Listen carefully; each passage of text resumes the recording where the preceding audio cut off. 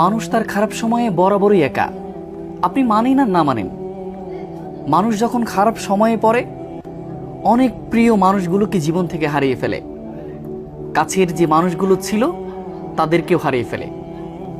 অতএব মানুষ বিপদে পড়লে মানুষকে চেনা যায়, মানুষের আসল রূপটা দেখা যায়। এই জন্য প্রত্যেকটি মানুষের বিপদে পড়া অবশ্যই জরুরি। বিপদে পড়লে হতাশ হওয়া যাবে না, বিপদে পড়লে কখনোই হতাশ হওয়া যাবে না।